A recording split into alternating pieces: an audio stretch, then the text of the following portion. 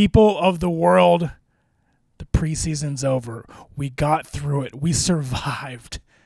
The 2023-2024 NBA season is upon us. Games are starting to count. Ladies and gentlemen, this is Casuals. I'm CJ Toledano, and in the next few minutes, I'm going to give you guys a breakdown of what teams, what players to look out for in the upcoming NBA season. We made it, baby. We're here.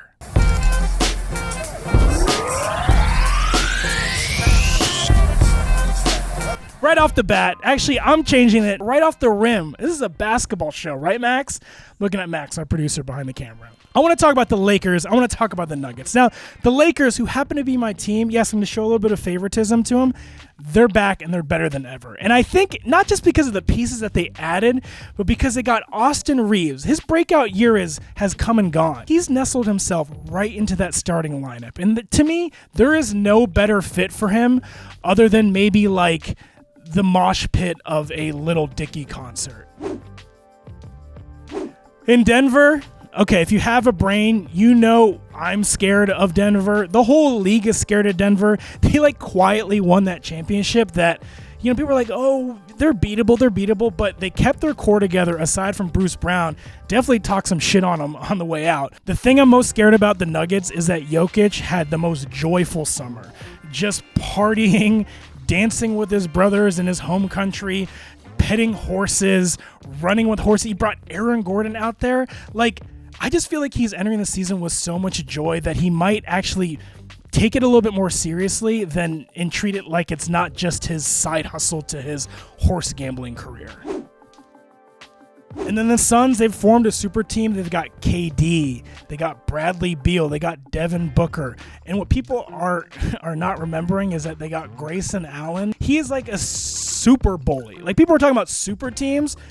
Grayson Allen is a super bully. We're coining that term here today. The guy who has been hated on a college level, been hated on an NBA level. Now he's going to be hated on the Phoenix team, who people might say is an unfair roster. Well, guys, now you got a guy who's willing to just punch someone in the face and then just wave to everyone on the way to the locker room after getting ejected. That's what you got to look out for. And of course, I think the biggest story of the summer is that Dame ended up on the Milwaukee Bucks. Now, that was huge. I kind of predicted that if you've watched it on other Casuals episodes.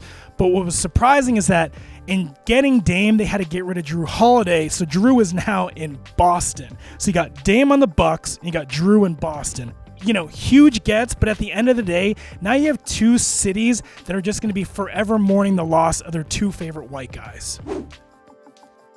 Speaking of the Celtics, those guys, they lost Marcus Smart, Robert Williams III, and Grant Williams. It's kind of like, they played Jimmy Butler in the finals, and then he bit the head off a rabbit and just looked them right in the eye with a bloody mouth, and all these guys were like, we got to go to another conference. The Philadelphia 76ers. Now, we all know that James Harden is nowhere to be found. But you know what? Joel Embiid has actually spent this summer and found a better, stronger partnership. And that's with the brand Skechers. Who cares that James Harden is gone? Because at least Joel Embiid's posture is going to be better than ever. Staying in the Western Conference, we got the Mavs. Now, who doesn't want to see Kyrie and Luka work it out? They're both amazing players. If that works, that's so fun. And listen, if it doesn't, at least Kyrie revealed a new celebration where he can just buckle up and then drive himself to a new city and a new team. The Memphis Grizzlies. Now, they had so much promise. But listen, I'm staying positive here about the team in the South, okay? Here's my wild prediction for the Memphis Grizzlies. They get slept on all season. They're the number 2 team in all of the league. And then Ja Morant goes to D.C. where he lobbies for gun safety. And then Derrick Rose, he gets traded back to Chicago where he wins MVP. And the Bulls win a championship for the first time since MJ and the 90s Bulls. And then we get to redo our lives from the last 12 years over again. No COVID, no Trump in office. We just get to start back in 2011. We get to see Limitless in theaters again. You know how awesome that would be? But they're probably just going to be like the 7th seed and maybe losing the play-in, maybe win, and Ja maybe upset some people in Memphis, and they trade him to the Lakers where he plays with AD and they're kind of fine for the next decade. Who knows? But anything can happen in the NBA. One player who I'm really, really excited for, obviously, is Victor Wembanyama on the Spurs. Now, does anyone else think it's kind of a coincidence that, we're getting all these aliens have been spotted, there's UFOs in the air, and then we have the rookie debut of Victor Wembanyama? Every highlight he's given is just pure alien shit right in front of our eyes. That's the thing. We're all like, we're waiting for a little green guy, when in fact, it's just a French NBA player who is dunking on everyone, who's dribbling all over the place, putting it through players' legs. You're 9 feet tall. Why are you playing like that? But he is, and we're just like, okay with it. The truth is out there, and he plays for the San Antonio Spurs. Okay, a team that I don't even care how they do because they're so lovable and, dare I say, cute. It's the Thunder trio of Josh Giddey, SGA, and Chet Holmgren. Now, if I had to pick any team in the league who is most like a boy band, it's the Thunder.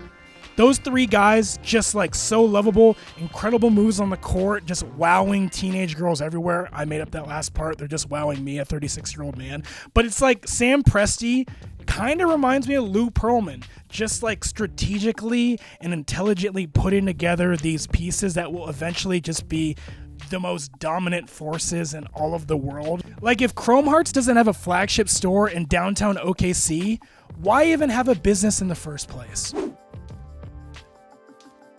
Okay, on to the Golden Apple, because Knicks fans would be upset with me if I didn't talk about them. But the New York Knicks, they got quite the reunion going on over there. They got Jalen Brunson, Josh Hart, and the new addition of Dante DiVincenzo going back to their Villanova days. Now, it kind of has me thinking, if Tibbs doesn't work out, which he hasn't in past teams, so it totally could happen, they could maybe bring in that George Clooney-looking coach that coached him in Villanova, and that team could really become like a movie. You got Spike Lee friggin' directing from the sidelines. You got Fat Joe doing the soundtrack. Could be kind of nice over there. All right, on to our producer's favorite team, the Minnesota Timberwolves. Now, I think they're a really exciting team. They got all the pieces. Anthony Edwards, Rudy Gobert. I'm telling you, if Cat figures out his real voice, they might be a real problem in the league. Okay, another team that everyone is really excited for. I had a lot of fun watching them last season, the Sacramento Kings. Now, just a fair warning, as an NBA fan for a long time, I will say, if you guys don't start putting together some wins, and especially winning some series, that Beam is going to request a trade real soon. Like, do you guys want to see the Beam in Orlando? Sabonis, get your shit together. You got the New Orleans Pelicans and Zion Williamson. Now, we all want Zion to be healthy, but listen, if it doesn't work out, why don't we just start another league where Zion just dunks on little white kids every game 24/7? We let influencers box. Who cares? And then you got the Pacers. Yeah, they made top of my list because you know what? It's just a bunch of nice guys over there. Just a bunch of swell guys. I wish them the best. Do they have enough to do anything? Probably not. But I just like them. I can't say a single bad thing about them. Rick Carlisle, wish you the best. Okay, the Los Angeles Clippers. Now I'm going to admit, they're a big question mark team for me. Because you got Russ, away from the Lakers, drama-free. Is he going to work out on that roster? You got Kawhi. He's healthy for the first time in a while. Is he going to dominate the league and be the old Kawhi that he used to be? You got Paul George, who also just got healthy this summer and is doing a hit podcast. And still, the biggest question mark that I have is, do they use iPhones in front of Steve Ballmer? Like, I just can't see all 3 of them using a Google Pixel in front of Steve Ballmer. Like, do they just secretly use their iPhones? You know what I mean? Comment below if you think they use Google and Microsoft products instead of an iPhone. That has been the Casuals non-analytic, numbers-free preview of the 2023-2024 NBA season. Guys, we wish all the health to everyone in the league. We wish health to you fans, and keep watching. We're going to have guests back on the show. Thank you so much for supporting Casuals. Tell your friends. Peace. Bye.